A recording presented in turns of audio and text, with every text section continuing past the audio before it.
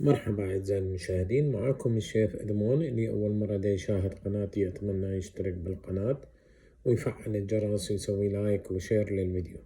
اليوم وصفتنا بورق بطريقة كل سهلة وبسيطة. تابعوني التفاصيل بعد الفاصل.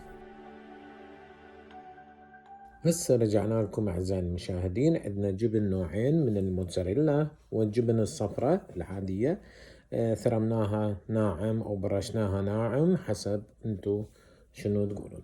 نحتاج إلى 3 مواد أخرى، وهي حبة السوداء، عندنا نعناع ناشف، وعندنا زعتر. طبعا هاي حسب الرغبة. هاي ال3 أشياء راح نخلطها مع الجبنة ونخلطهم، صارت عندنا الحشوة جاهزة. تقدرون انتو تسوون مع اللحم مع الخضار اللي انتو تحبون. راح نخلط المواد، نضيف الزعتر ونضيف حبة النعناع وحبة الصودا وجبنة الموتزاريلا. طبعا ما راح نضيف أي ملح لأن عندنا الجبن بها شوية ملح، والعجينة أيضا حاطين بها ملح. فهاي المواد اللي راح نحتاجها لعمل حشوة. وانتو إذا عندكم غير نوع أجبان تقدرون تستعملوها بوصفتنا هاي. نخلطهم المواد جيدا ونحضر العجينة. العجينة لازم نسويها شوية سائلة مثل عجينة الكريبس. 3 ديسيليتر من الطحين متعدد الاستعمالات، وتحطون بيضة إذا حبيتوها ما تكون فد مرة قاسية مقرمشة، تكون مقرمشة بس ولكن ما تكون كثير قاسية. نخلي رشة ملح أيضا، بيضة ورشة ملح، وبعدين نخلط المواد ونضيف مي حسب نوع العجين. اكو عجين ياخذ تقريبا كل 3 مقادير ياخذ لها مقدار وربع من المي، واكو قسم من عدد 3 مقادير ياخذ مقدارين من المي. انتو حسب تنزلون المي على دفعات وتظلون تخلطون العجينة بهذا الشكل إلى أن يصير عندكم عجين متناسق، ويكون لا يكون ثخين ولا يكون خفيف.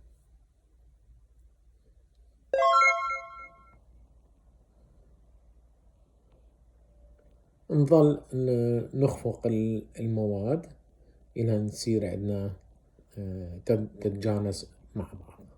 نحط لها شوية زيت أيضا، فد ملعقتين طعام من الزيت. وإذا تضعفون الكمية هاي حسب الرغبة، وانتو حسب كمية اللي راح تسووها. إذا تريدون تحطوها بالفريزر هاي الكمية ما تكفي، لازم تسووها مضاعف. واللي خلي شوية مقلاة على النار وشوية بيها زيت نمسحها، وبفرشة صغيرة نمسح المقلاة مالتنا من هذا السائل أو من هذه العجينة، لأنه تكون نسبة سائلة. نخليها إلى أن تنشف شوية، ما ننطيها لون، بس خليها بس تنشف. بس شفناها تنشف راح نشيلها ونخليها على صفحة، ونكرر العملية بهاي الطريقة. طريقة كثير سهلة وبسيطة.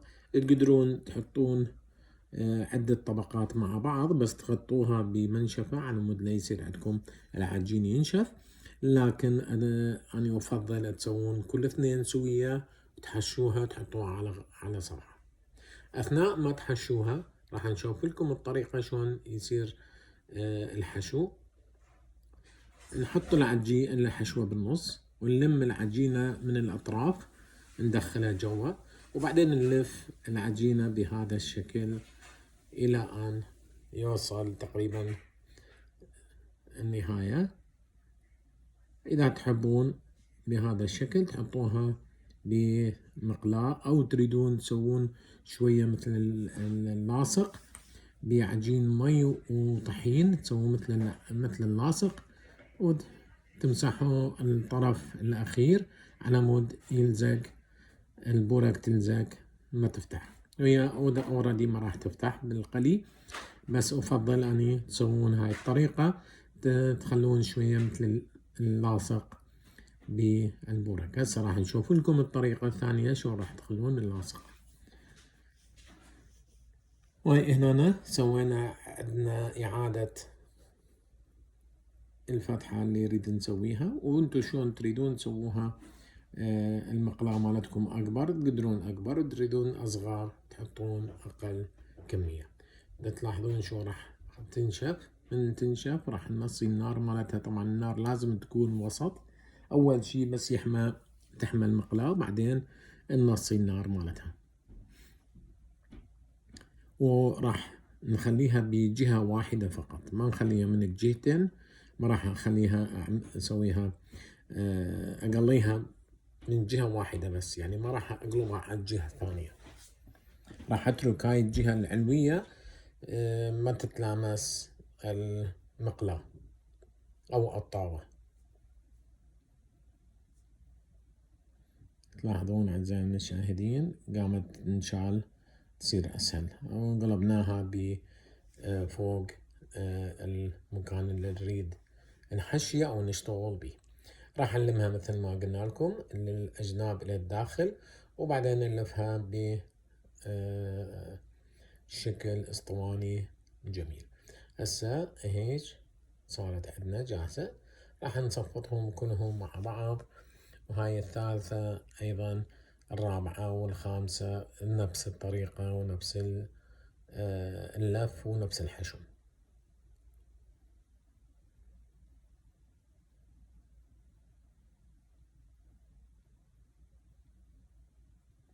هسه راح نخلي عليها مثل اللاصق نفس العجينة اللي طبخناها. سويناها ولفينا البوراق مالتنا. بتلاحظون يطلع بسهولة، وهي حارة يفضل أن نسويها نلفها أو نحشيها. شنو نقول؟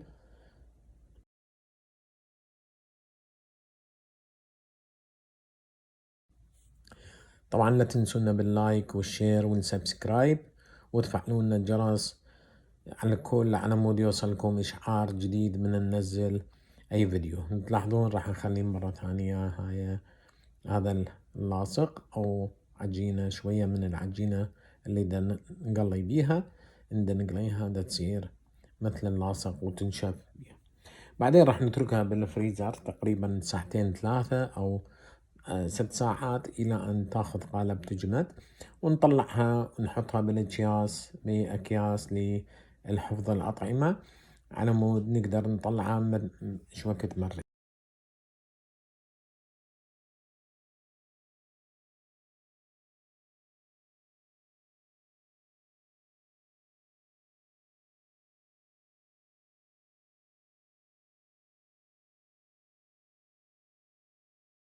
صارت عندنا جاهزة جامدة وقوية.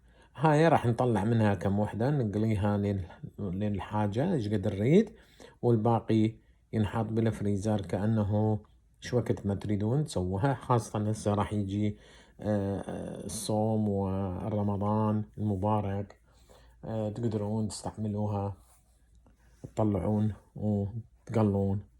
شغلة تصير سهلة. وتقدرون أيضا تستعملوا ما تقلوها تحطون بس ترشوها بالدهن، تحطوها بالفرن تتحمر بالدهن وتستوي. عندك طرق نقدر نستخدمها هاي العجينة ونقدر تستوي بشكل رائع وجميل. ومثل ما قلنا لكم تكتبوا لنا بالتعليقات من أي بلد تشاهدونا.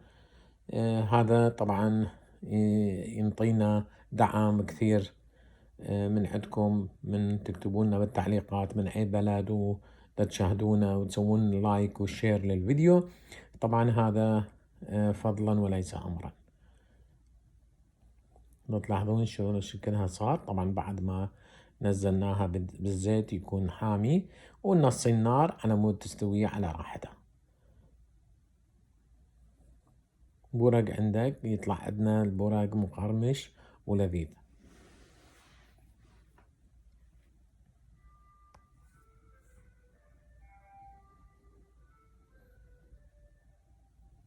تلاحظون شكل ذهبي رائع جدا. طبعا الحجم انتو حسب الرغبة وحسب انتو شلون تحبون، تريدون تسووه مثلثات او طويل بهذا الشكل.